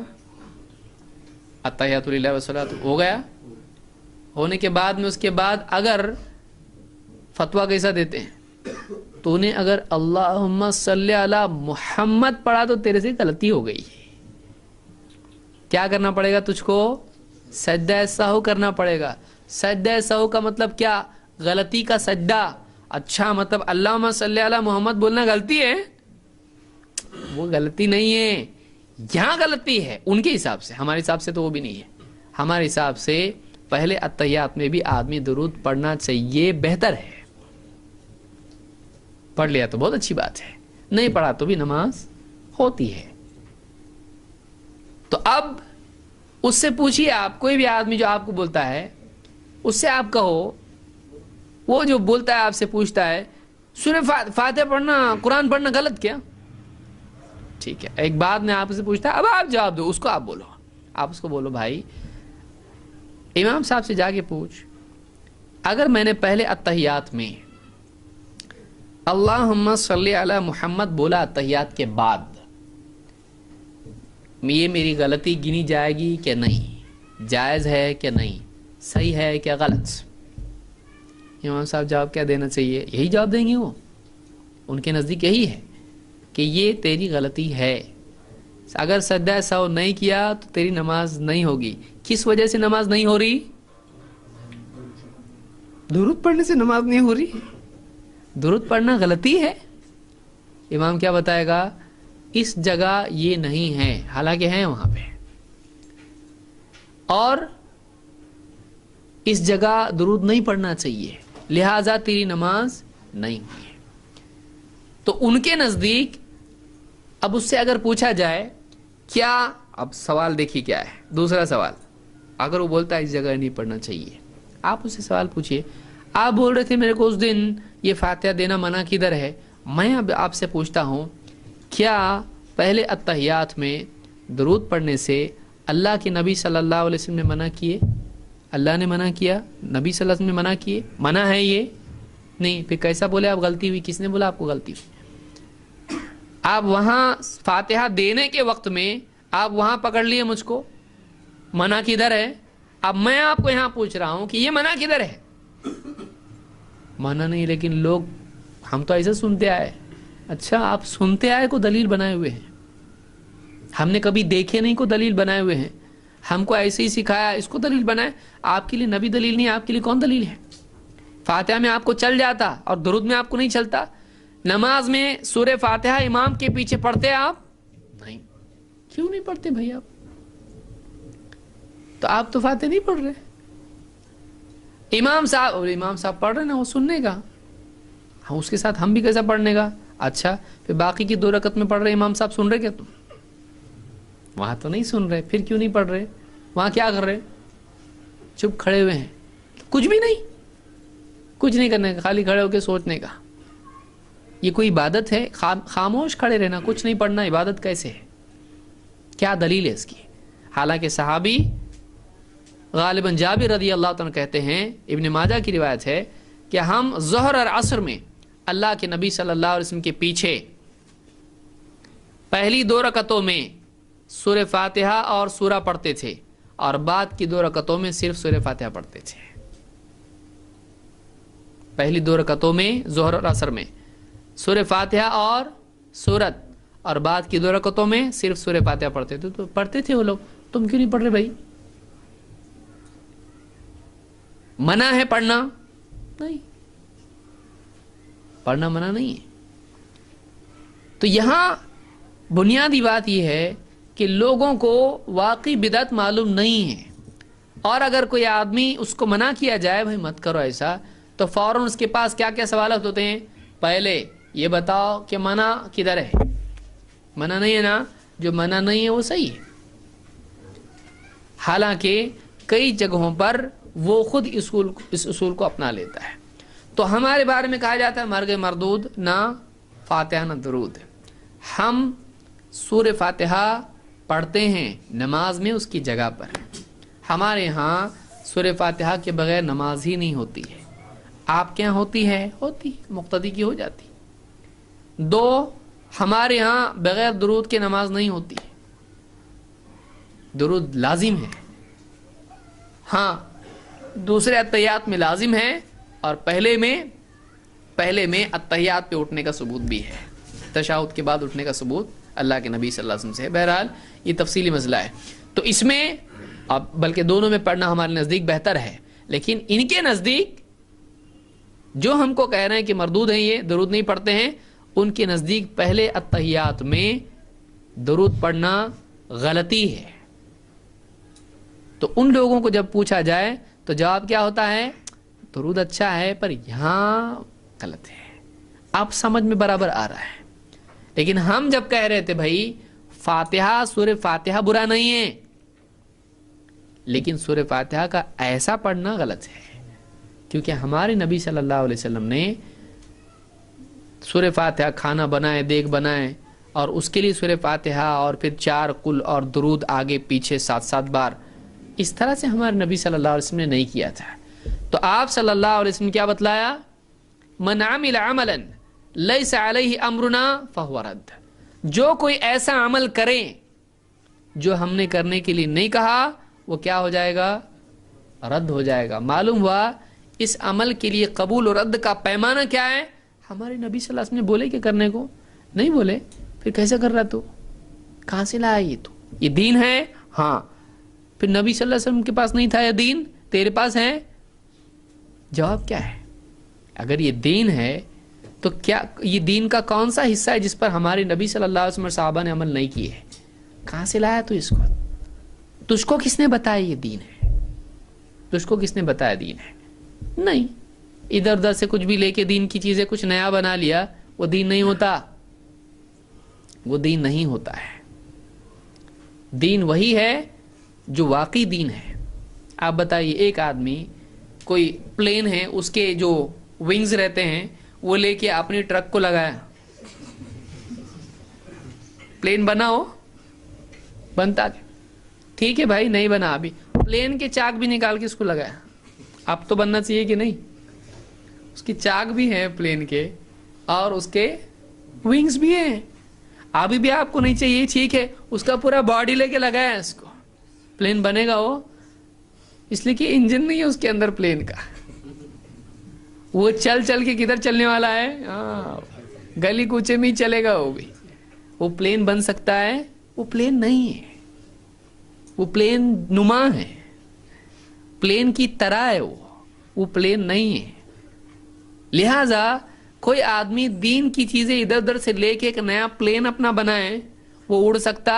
وہ اللہ تک نہیں جاتا اوپر، وہ زمین پر ہی رہنے والا ہے، وہ پلین نہیں ہے، اس کو قبولیت اللہ کے ہاں نہیں ہے۔ کیوں؟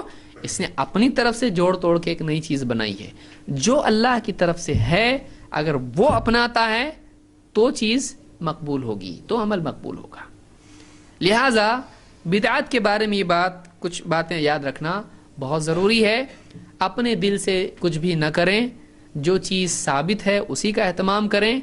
زیادہ کریں گے تو قبول ہوگا، کم کریں گے تو نہیں ہوگا، کچھ نہیں، جیسا بتایا ویسا کریں گے تو قبول ہوگا۔ ہاں، جس میں زیادہ کی چھوٹ ہے وہ کرو، صدقہ ہے، جتنا مال دیا اللہ نے دو، اب یہ مت دیکھو ہمارے نبی نے جتنا دیا اتنا دیں گے، نہیں ہے، بلکہ اللہ کے نبی صلی اللہ علیہ وسلم نے کوئی حد بتائی نہیں۔ خوب آدمی صدقہ کرے، جس کے پاس جتنا ہے اس کے حساب سے وہ صدقہ کرے۔ اللہ نے کہا قل العفو، جو زائد مال ہے اس میں سے کرو خرچ، یہ نہیں کہا کہ اتنا ہی کرو۔ تو ایک آدمی جو بھی عمل کرے اس کے لیے علم حاصل کرے۔ یہ ساری مصیبت کی جڑ کیا ہے؟ علم نہیں، علم کی کمی۔ اس لیے دینی مجلسوں میں حاضر ہونا ضروری ہے۔ اب یہ ساری باتیں جو آج ہم نے کی، ایک آدمی گھر میں بیٹھے اس کو سمجھ میں آنے والی ہے؟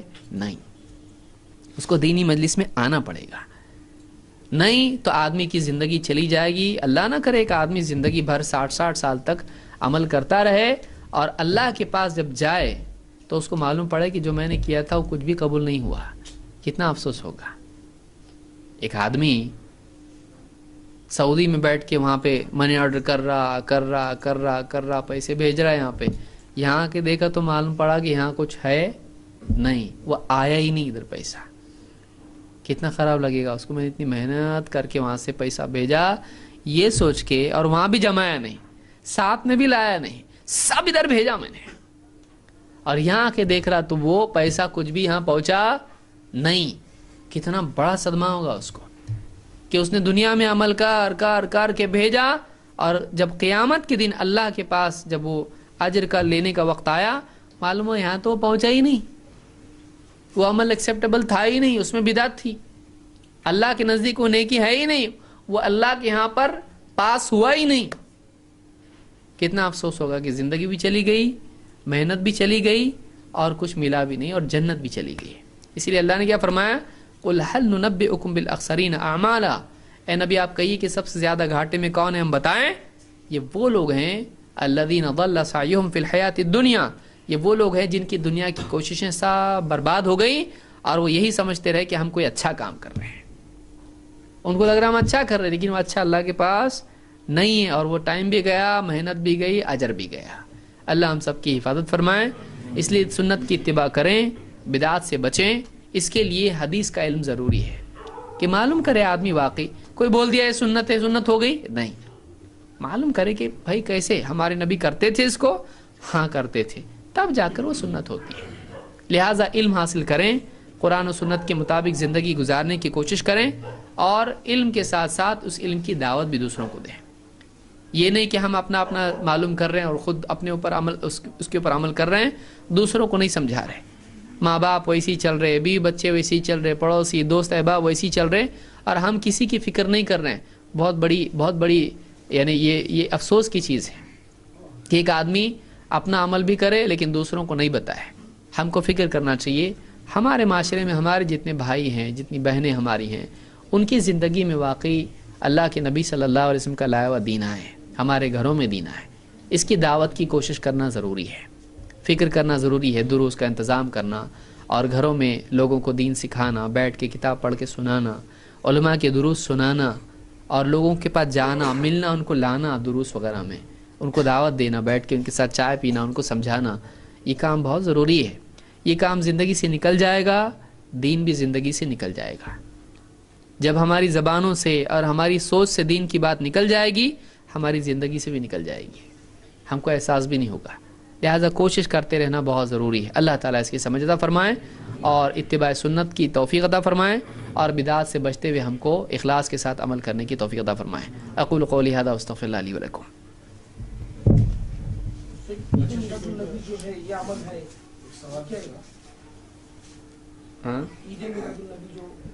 دیکھیے اللہ کے نبی صلی اللہ علیہ وسلم کا دنیا میں آنا یہ مومن کے لیے بہت ہی سعادت کی چیز ہے اور سارے عالم کے لیے یہ خیر ہے. لیکن اس دن کو منانا اللہ کے نبی صلی اللہ علیہ وسلم سے اور صحابہ سے ثابت نہیں ہے. ہم کو خوشی نہیں ہوتی، ہم کو خوشی ہوتی ہے. اللہ کے نبی صلی اللہ علیہ وسلم دنیا میں تشریف لائے اور آپ کو نبی بنایا گیا، آپ کو سارے نبیوں کا سردار بنایا گیا اور آپ نے امامت کی، بہت ساری چیزیں ہوئیں آپ کی زندگی میں، اللہ کی مدد آپ کے ساتھ تھی. تو اللہ کے رسول صلی اللہ علیہ وسلم ایک مومن کے دل کا سرور ہیں، خوشی ہیں کہ جب بھی نبی کا تذکرہ آئے ہمارے دل میں خوشی ہوتی کہ واقعی اللہ نے ہم کو آپ کا امتی بنایا. یہ کسی سال میں ایک دن کی خوشی نہیں ہے.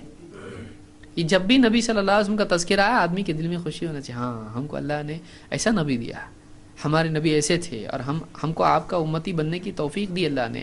یہ اتنی خوشی کی بات ہے. سال میں ایک دن آپ کی پیدائش کے دن خوشی منانے، یہ کون سا طریقہ ہے خوشی منانے کا؟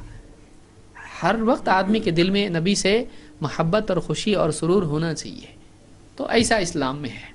یہ نہیں کہ ہم ایک دن کو اس کے لیے مختص کر لیں اور اسی دن خوشی منائیں، یہ طریقہ اسلام میں نہیں ہے.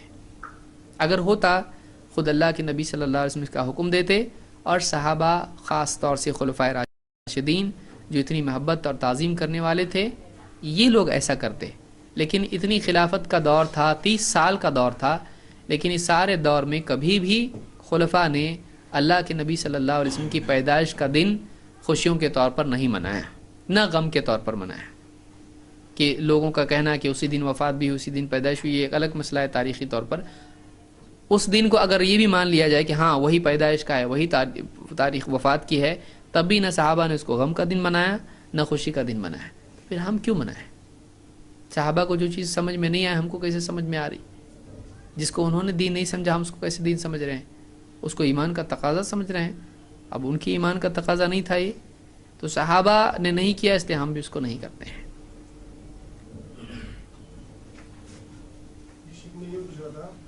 کہ پہلے جیسے کہ ہمارے باپ داداؤں کے زمانے میں جیسے یہ سب چیزوں سے منع نہیں تھا، جیسے فاتحہ بدعت ہے یا یہ چیز بدعت ہے، وہ چیز بدعت ہے. ابھی جیسے کہ یہ نیا نیا سننے میں آ رہا ہے، یعنی سب جگہ ہو رہا ہے کہ نیا نیا سننے میں آ رہا ہے، ہر چیز نئی نئی دکھ رہی ہے. اگر سمجھو یہ حق ہے، حق تھا، حق ہے، سمجھو کہ یہ پہلے کیوں نہیں ظاہر ہوا، یہ پہلے کیوں نہیں لوگوں کو معلوم پڑا؟ یعنی ہمارے باپ داداؤں کو تو اس کے نام بھی نہیں معلوم تھے، نہ ان چیزوں کے بارے میں کچھ بھی تو نہیں معلوم تھا. دیکھیے بہت سارے لوگوں کا یہ کہنا ہے کہ ہمارے باپ دادا سالوں سے فاتحہ، کنڈے، کندوری اور کیا کچھ نہیں، بہت ساری چیزیں قرآن خوانی وغیرہ کرتے آئے ہیں.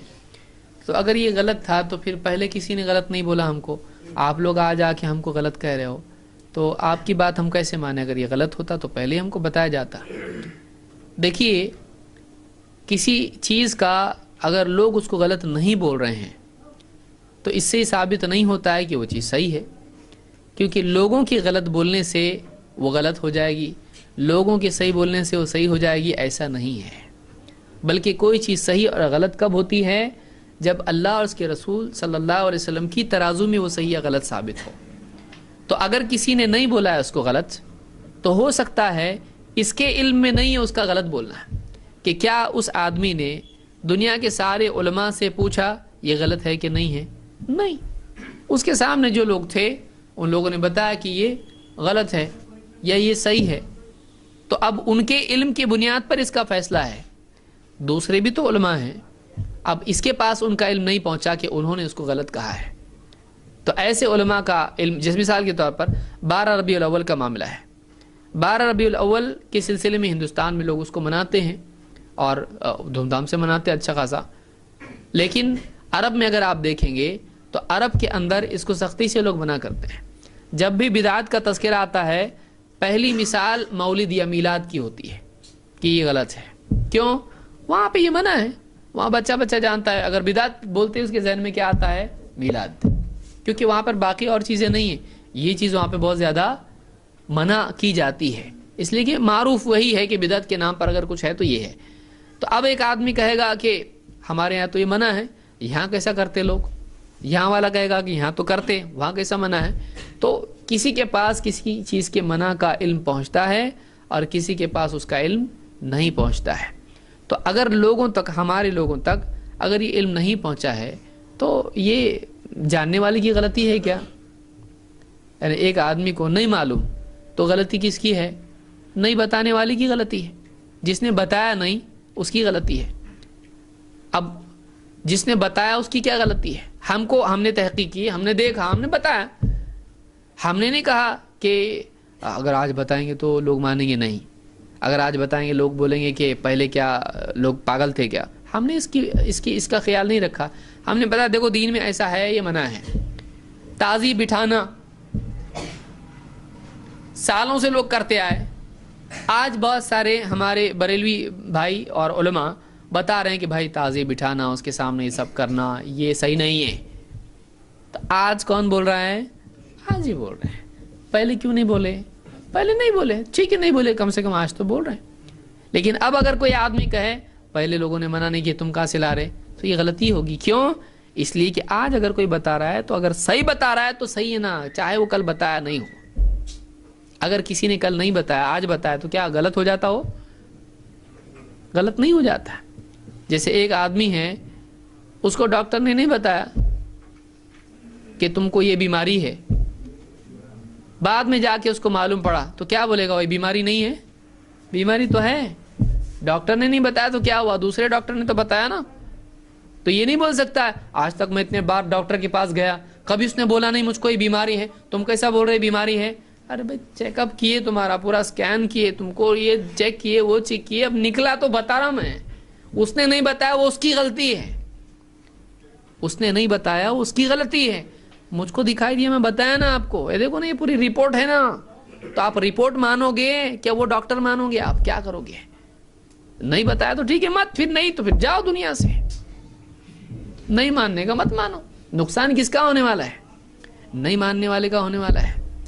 تو کسی نے اگر نہیں بتایا تو نہیں بتانے والے کی غلطی ہے اپنی جگہ. ہم کس کو دیکھیں گے؟ ہم قرآن و سنت کو دیکھیں گے. اس نے بتایا نہیں، اس نے بتایا نہیں، اس نے بتایا، اس نے بتایا، یہ کرتے بیٹھنے میں کچھ کام فائدہ نہیں ہے اس کے اندر. دیکھنا یہ ہے کہ ٹھیک ہے بابا آج بتایا کسی نے، آج معلوم پڑا ایسا ہے، اب پھر اس کے بعد دیکھنے کا وہ صحیح ہے تو صحیح ہے، غلط ہے تو غلط ہے. ایک آدمی کو قانون معلوم نہیں، اس نے زمینیں خریدا، یہ خریدا، وہ خریدا، اور بعد میں ایک نیا جو بھی ہے حکومت کی طرف سے آدمی آیا، بولا تمہاری زمین یہ جا رہی روڈ وائڈنگ میں. بولے ہم کو تو کس نے بتایا نہیں ایسا، تمہارا کام ہے معلوم کرنے کا. ہم حکومت کے آدمی ہیں، گئی تمہاری زمین، اور اتنا کیسے لے رہے؟ گئی وہ، اور بولا ہم کو تو کس نے بتایا نہیں، اس سے پوچھا میں نے، اس سے پوچھا، تو ان کو جا کے مانگو ابھی زمین اپنی. اس نے نہیں بتایا، ہماری غلطی ہے کیا؟ ہماری غلطی نہیں ہے، تمہارا کام تھا معلوم کرنے کا. کس سے پوچھے تم نے؟ اور میرے چاچا سے پوچھا میں نے، میرے دادا اتنے بڑے ان سے پوچھا میں نے، وہ فلاں سے پوچھا میں نے. تم کو اس سے پوچھنے کی کیا ضرورت تھی؟ تم قاعدے والے سے جا کے پوچھتے، وہ تم کو پتا تھا. تم نے قاعدے والے سے پوچھے نہیں. چاچا نانا کون ہے تمہارے؟ ان سے پوچھ کے نہیں چلتا. قاعدہ کیا ہے؟ قال اللہ قال رسول اللہ. اس لیے ہم کیوں بول رہے ہیں؟ ہم بول رہے قاعدہ، نام لینے کا نبی کا اور پوچھنے کا دوسرے سے. کس کی نام کائے کو لے رہے؟ پھر نام لے رہے نا نبی کا، نبی سے چیک کرو. نہیں چھوڑیں گے نبی کا دامن نہیں چھوڑیں گے تو مت چھوڑو. نبی کی بات کیوں چھوڑ رہے ہیں؟ پوچھو، معلوم کرو. آدمی کا ایمان اس کو ایسا ہونا چاہیے. ٹھیک ہے بابا، میرے چاچا بھی بولے، میرے نانا دادا صاحب بولے، ٹھیک ہے، میرے کو یہ بتا ہمارے نبی کیا بولے. کیا ایمان نہیں ہے؟ کیوں نہیں؟ وہ نبی کے بارے میں کیوں معلوم نہیں کر رہا؟ نبی نے نہیں کرے تو کیا ہوا؟ چاچا تو کر رہے، نانا تو کر رہے، دادا تو کر رہے، فلانے مولوی صاحب کر رہے. یہ کوئی دلیل ہے؟ یہ کوئی بات ہے؟ کیا تو محبت کا حق ادا کیا نبی صلی اللہ علیہ وسلم سے؟ تو انہیں پہلے پوچھنا چاہیے. وہ سب کا چھوڑو، پہلے بتاؤ ہمارے نبی صلی اللہ علیہ وسلم نے کیا کیا ہے، کیا بتایا ہم کو. یہ نبی صلی اللہ علیہ وسلم پر ایمان کا تقاضا ہے. پہلے نبی، یہ بھی وہ بھی نبی نہیں، پہلے نبی.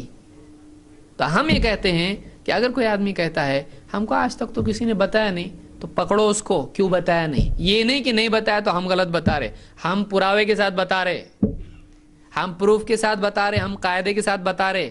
ہم کو پکڑو مت، یہ دیکھو، یہ پکڑو، یہ دلیل ہے. دلیل کے آگے سب فیل ہے. اگر کوئی وکیل بھی ہے کورٹ کے اندر، اگر غلط بات کرتا ہے، دوسرا وکیل بتائے گا دیکھو یہ پڑھو، یہ قاعدہ ہے، تم کو معلوم نہیں تمہاری غلطی ہے، تم وکیل ہو اس کا مطلب صحیح ہو گیا. ایسا ہے؟ کوئی وکیل ہے، آپ کو وکیل غلط قاعدہ پہ کچھ کرا کے لے لیا آپ سے، وکیل ہونے سے تھوڑی صحیح ہو جاتا ہو. ارے وہ وکیل ہے، قاعدہ سب سے زیادہ مجھ کو معلوم ہے، بیٹھو. قاعدہ یہ تم نے قاعدے کے خلاف کیے، چلے گا؟ قاعدے کے خلاف وکیل کیا جج بھی کرے گا تو نہیں چلے گا. سمجھ میں آ رہی بات؟ تو قاعدہ ہوتا ہے. تو ہمارے یہاں یہ اصول ہے، قاعدہ پہلے باقی سب بعد میں. قاعدے سے ٹکراتا ہے نہیں. قاعدہ کیا ہے؟ قل ان کنتم تحبون اللہ فاتبعونی.